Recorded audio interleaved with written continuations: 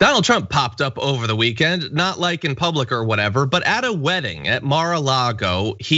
Whether he was asked or not is not clear, but he just started talking to them and he did a bit of a wedding toast and it looked like this. So it's a rough thing, and I just say, do you miss me yet?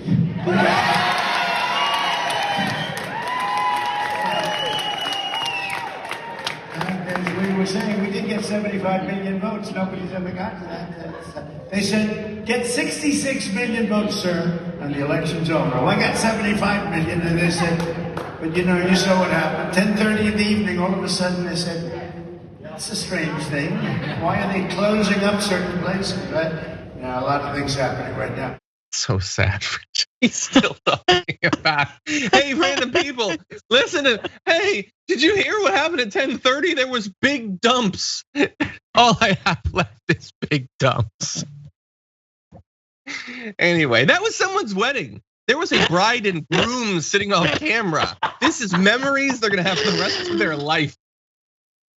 He does not know that couple, I bet you anything. He has no idea who they are. Yeah, no, look, apparently the guy was like a donor for a while or whatever, but no, I don't think that they know each other. What I will say though is, while obviously this is not what a rational person would want as their wedding toast, it doesn't make any sense. It's not even about the couple for the most part. It's just him complaining and saying nobody's ever gotten 75 million votes, which by the way, he didn't get 75 million, he got 74 million. The guy who did get 75 million got more than 80 million, that was Joe Biden. He always leaves that part out. That said, I will predict that this is exactly what that couple wanted. It's not like you don't have your wedding at Mar-A-Lago and then feel inconvenienced when Donald Trump turtles his way onto the dance floor. You did it there because you like Trump against all odds. They probably believe that he actually won. They probably loved that he showed up at that thing to then stand with the weirdest posture ever. Like really, look at that video. I don't understand how his body functions.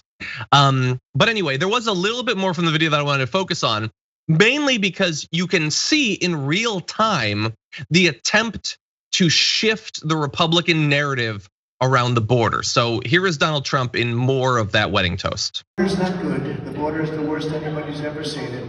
And what you see now, multiply it times 10, Jim. You would know how to handle. He's the only one I know that might handle the border tougher than me. But we have to, and the tough is in the most humanitarian way, because that's what it is. What's happening to the kids, they're living in squalor. They are living like nobody has ever seen anybody. There's never been anything like what's, and you're gonna have hundreds, and you have it now. Okay, so yeah, nobody would be tough, or nobody but the tough would be humane, right? Because now we're the ones who care about the kids because we're not in power. Yeah, we have to do it because nobody's seen it. You know, there's apparently like the numbers go up this time of year every year. That's what happens. But and nobody's seen, like, we've been critical of the facilities that the kids are being holding in. Nobody's seen them. You saw them. You set up those same, in some cases, the exact same facilities. So to imply that like nobody's ever seen any of this, no, but you want that. That was Stephen Miller's wet dream, was the establishment of these tent camps and the kids in cages. He wanted to see tiny little faces through chain link fences. That's how his marriage is able to continue. And so yeah, like they're trying to cover for it. They want to pretend again that now that they're out of power, it's Biden who's being needlessly cruel. And so anyway, I just thought that was an interesting little note. For more political news breakdowns, interviews, stories of activism, and me trying my hardest to care about the occasional big celebrity news story, subscribe to our YouTube channel at youtube.com/The Damage Report. And you can ring the bell wherever it is so you don't miss anything.